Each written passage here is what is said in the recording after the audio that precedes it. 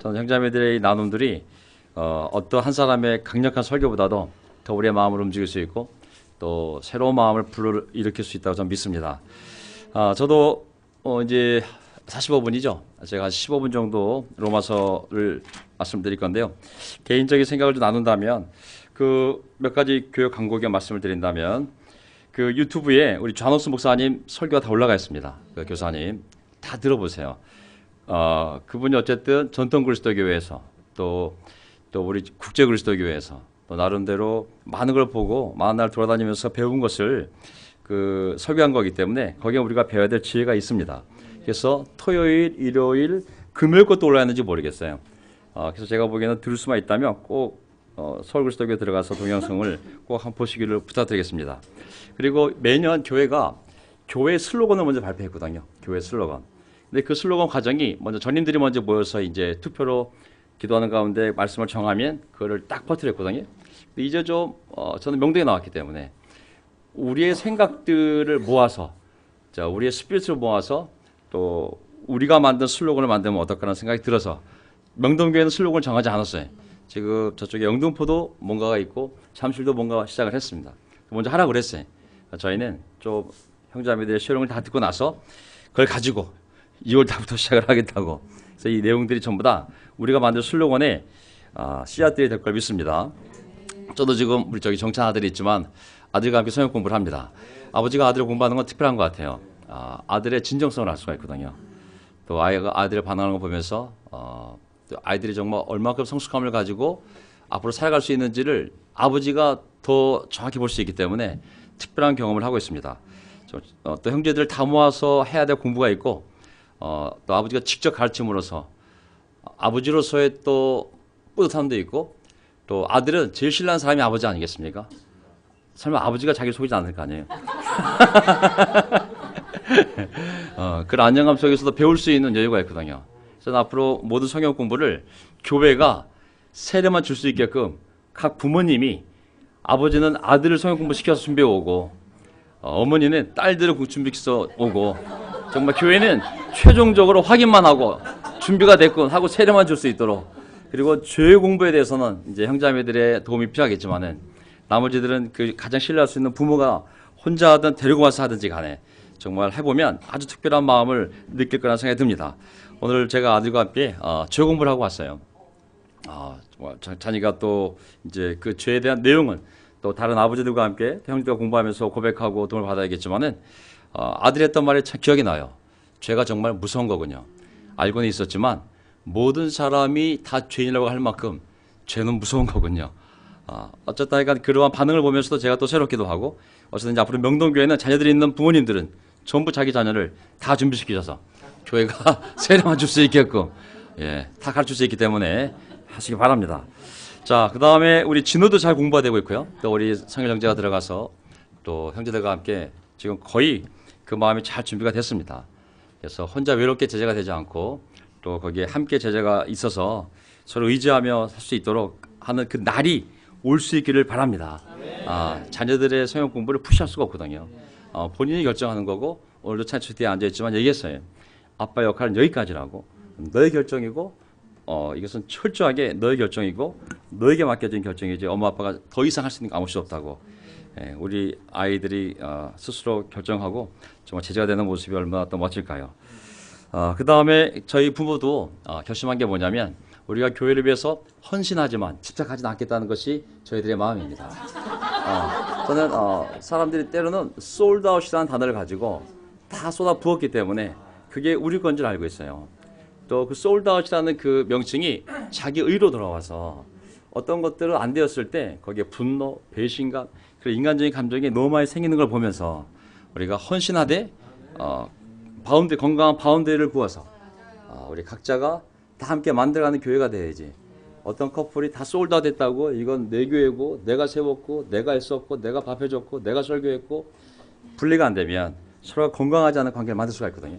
그래서 오늘 이런 쉐어링을 보면서 알겠지만은 다 성숙하기 때문에 그러한 쉐어링들 각자가 이 교회의 귀한 부분들이 모여졌을 때 건강하고 다양하면서도 예수 그리스도를 머리로 통일이 되는 그런 성숙한 교회가 만들어질 수 있습니다.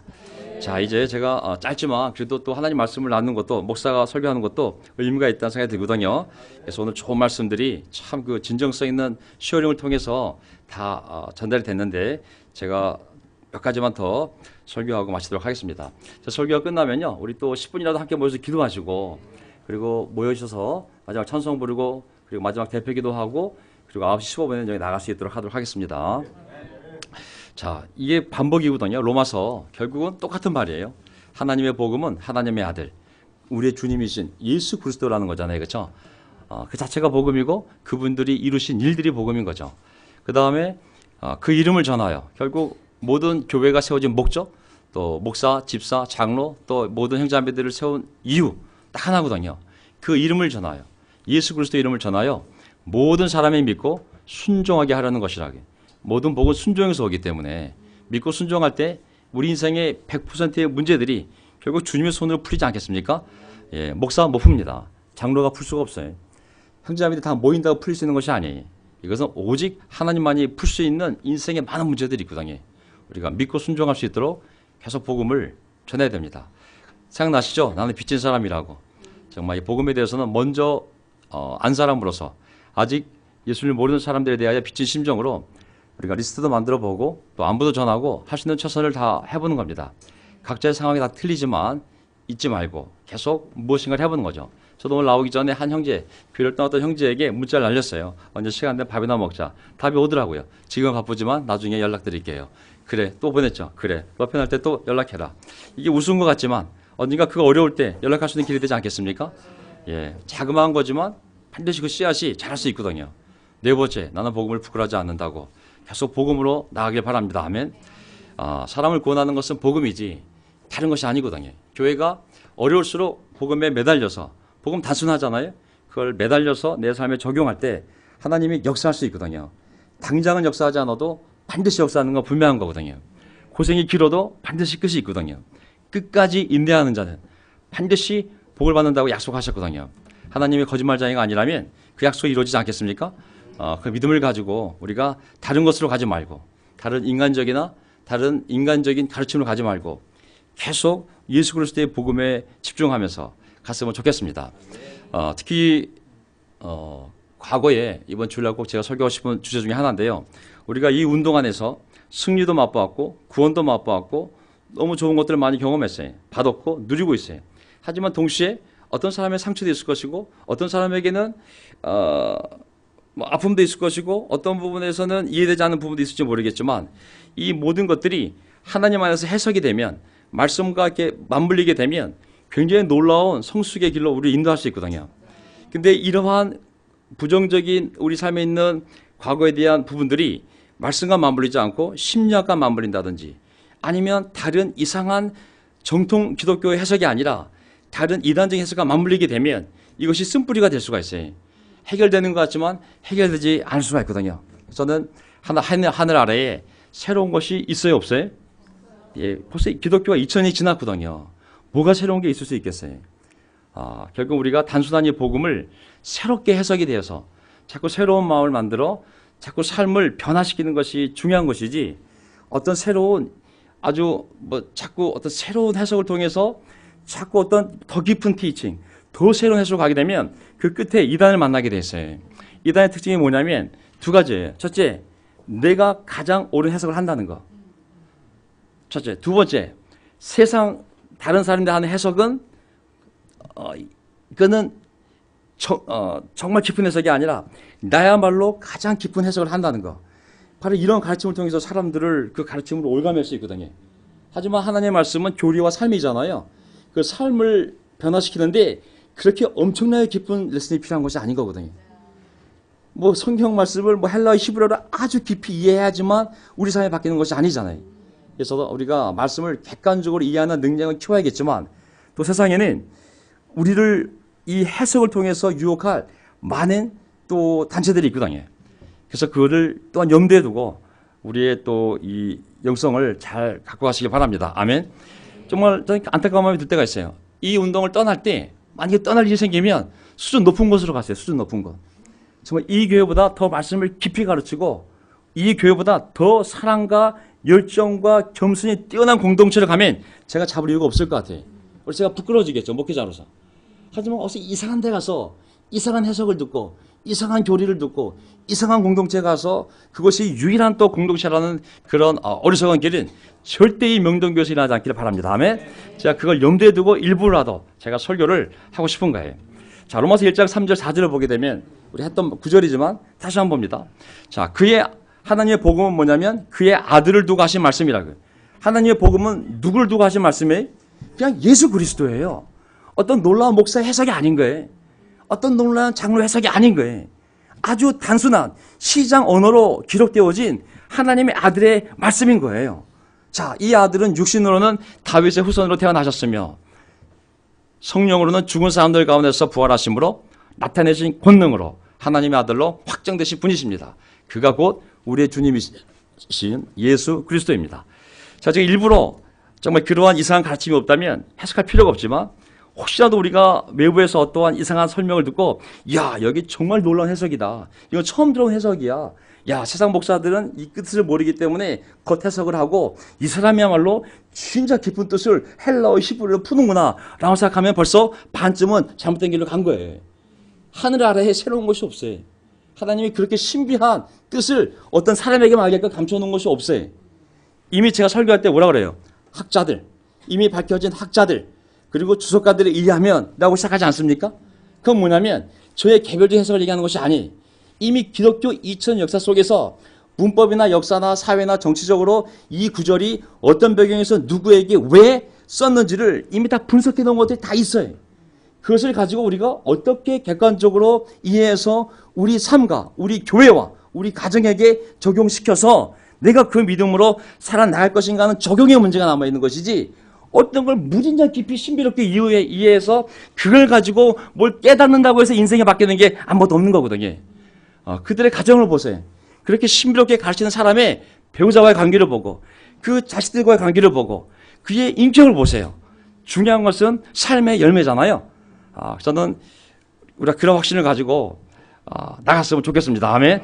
예, 사랑의 동역자 좋습니다. 아멘. 저도 그 동역자 중에 한 사람이 되고 싶습니다. 자, 제가 옛날에 10몇 년 전에 이제 신학 공부를 하면서 이 정리해 놓은 이 파워포인트들이 많이 있어요. 언젠가 기회가 되면 가르치겠는데 10몇 년 동안 가르치지 못했어요.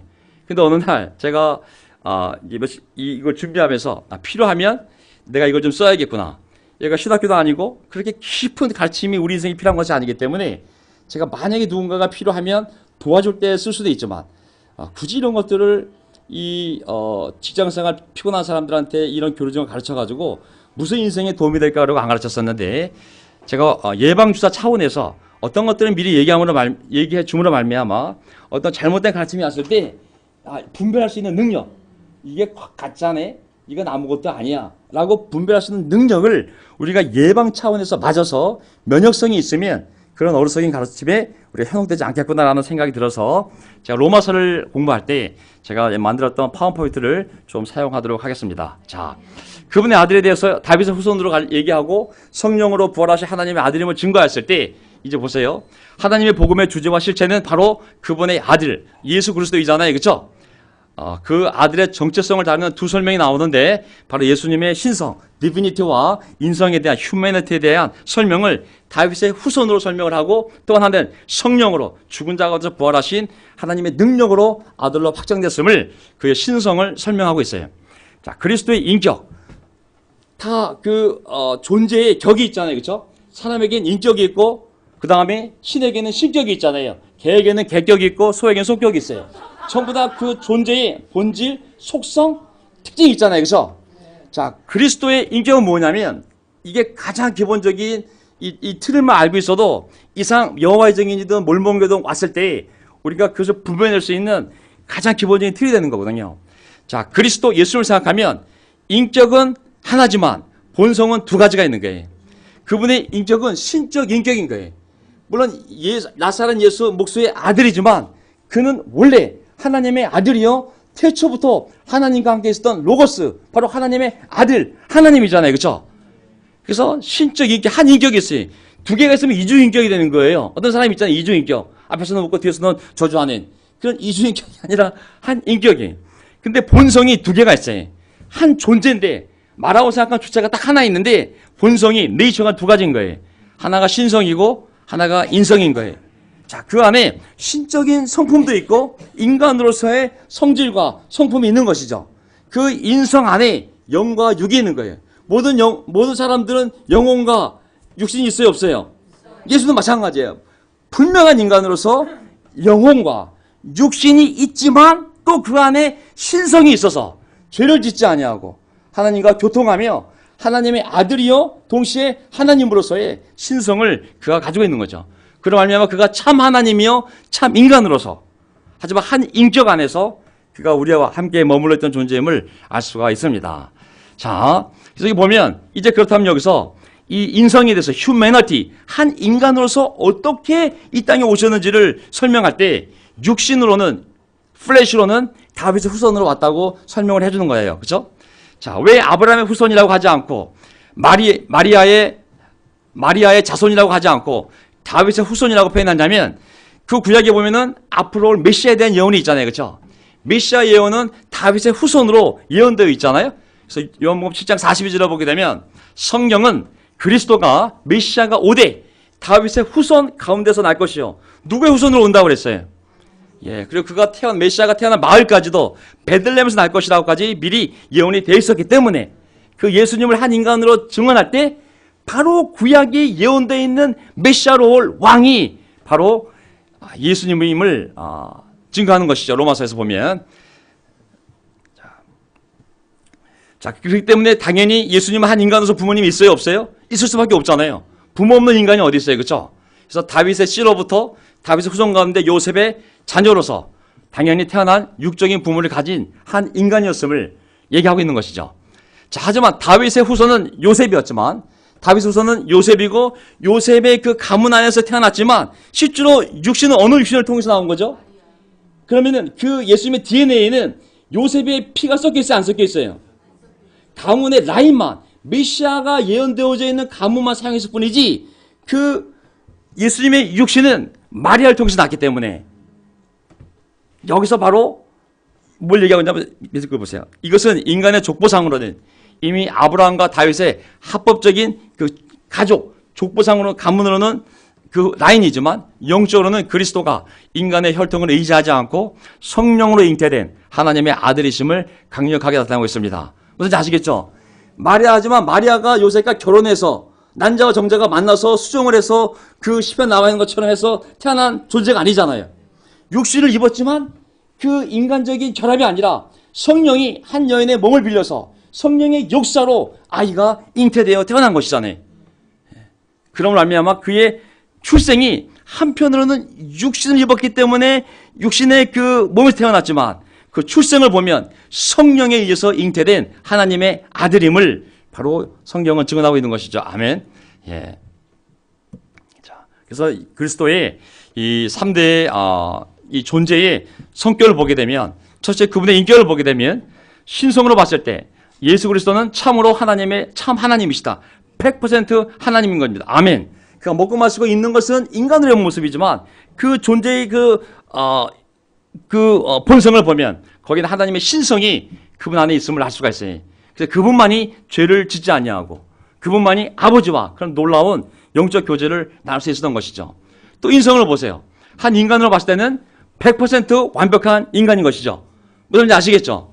그래서 예수님은 어쨌든 하나님이었다가 인간이었다 이런 것이 아니라 그 존재 자체가 신성과 인성이 구분되지 않게 그 두 본성이 한 인격 안에 있음으로 말미암아 인격은 하나지만 100% 하나님이며 동시에 100% 인간으로서 참 인간으로서 지난 3년간 우리 가운데 사시면서 그 공생애를 사시면서 그 많은 일 했음을 알 수가 있습니다. 또 예수님의 그 상태를 보게 되면 나중에 볼까요? 자, 그래서 다윗의 후손으로 태어났다는 얘기는 뭐냐면 존재하게 되었다는 뜻입니다. 하나님의 아들은 다윗의 후손으로서 인간으로 이 세상에 존재하게 되었습니다. 성육신, 성령으로 잉태된 그 수정란을 통하여 하나님의 아들이 그 신이 하나님이 육신, 사람의 육신, 몸을 입어서 사람이 됐다는 말이 성육신이잖아요. 하나님의 아들 그리스도는 영원 전부터 누구랑 함께 존재하셨어요? 아버지와 함께 존재하다가 바로 인간의 눈으로 봤을 때 2000년 전에 성령의 역사를 말미암아 마리아의 몸에서 잉태가 되어서 그 인간의 자연적인 출생의 원리가 아니라 그런 놀라운 성령의 방법으로 마리아의 몸에 잉태가 되어서 인간의 몸을 입고 이 땅에 태어났음을 아까 로마 3장이 얘기하고 있는 거거든요. 태초에 말씀이 계셨다. 그 말씀은 하나님과 함께 계셨다. 그 말씀은 하나님이셨다. 말씀이 로고스잖아요. 그 말씀이 하나님의 아들이잖아요. 그 아들이 마리아의 자궁에서 잉태됨으로 성령의 역사로 잉태됨으로 세상에 존재하게 된 것을 이제 우리가 인간이 이름을 붙였을 때 예수라고 부르게 된 것이죠. 그 말씀은 육신이 되어 우리 가운데 사셨다. 그 아들을 바로 우리는 나사렛 예수라고 부르게 된 것이죠. 이 과정은 하나님의 아들의 자기 겸손, 자기 비움을 통해서 일어난 엄청난 기적이었다. 개미비유도 통해서 얘기하지만 신이 스스로 인간이 되기로 결심한 것은 가능한 일일까요? 하나님이 내가 우리 개미비유를 통해서 얘기하잖아요. 우리 아들하고도 개미비유 얘기했지만은 내가 키운 개미를 살리기 위해서 홍수가 온다고 그 개미를 살리기 위해서 개미의 말을 해야 되고 개미에게 알려야 되고 개미를 옮겨야 되는데 너무 많기 때문에 내가 개미가 되어서 될 수만 있다면 개미가 되어 개미의 언어로 개미를 설득해야 한다고. 난 결정해야 된다고. 개미가 될 건지 아니면 그냥 내 인간으로서의 삶을 누리면서 내가 만들어 놓은 개미들을 다 포기할 건지. 그래서 저는 고민하다가 결정한다고 그랬잖아요. 내가 개미가 되기로. 인간성을 버리고 내가 개미가 되기로 결정하는 것이 개미 비유잖아요. 하나님의 아들도 마찬가지잖아요. 그들이 아버지 아들과 성령이 연합하여 창조한 그 형상을 닮은 인간이 그들의 죄로 모두 멸망당할 위치에 있을 때 그 아들이 아버지와의 대화 속에서 내가 인간이 되어 내려가서 그들에게 아버지의 뜻을 전하고 그들의 죄를 지고 제가 대신 죽겠다는 결정을 내리고 실행에 옮겼을 때 그때 바로 성령께서 그 마리아를 사용하여 잉태하는 그 인간의 몸으로 그 아들이 이 땅에 오시게 되었잖아요.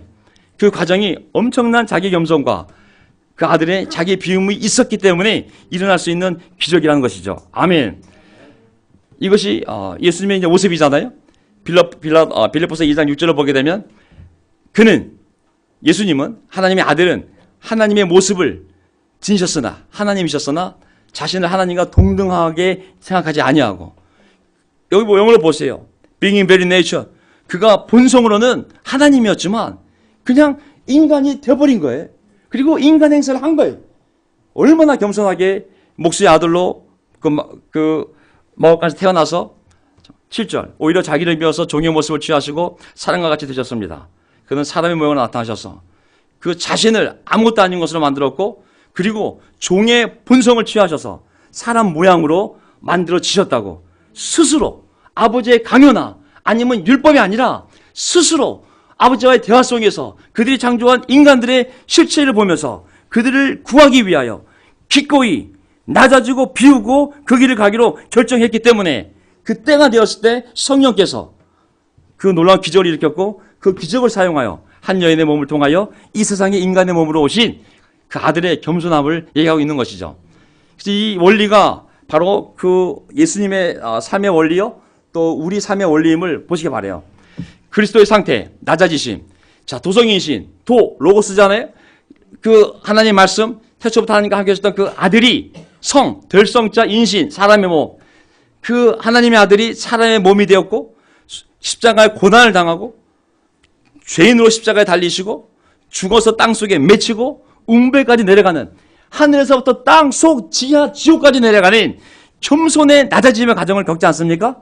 그래서 하나님은 다시 그 음배에서부터 자기 아들을 살려내셔서 땅 위로 부활시키시고 그 땅 위 하늘 위로 승천시키시고 자기 우편에 앉게 하시고 그리고 만인의 재판장이요 왕이로서 다시 오실 왕으로 삼으셨어요. 예수님 말씀하시기를 하늘과 땅의 모든 것을 내가 받았다고 아버지가 나에게 맡기셨다고 내 말대로 하라고 가서 모든 사람에게 이 사실을 전하고 아버지 아들과 성령의 이름으로 세례를 주고 내가 너에게 명령한 것을 가르쳐 지키게 하라고 하셨던 그 근거가 바로 이 승기잖아요. 그렇죠? 예수님이 낮아진 만큼 하나님은 다시 올리신 거죠. 우리 제자의 삶이 똑같지 않습니까? 우리 스스로 낮추고 비우면 하나님은 높이고 채워주는 분임을 믿습니다. 아멘. 방법이 그거밖에 없어요. 스스로 높아질 수도 없고 스스로 채울 수도 없어요. 인생을.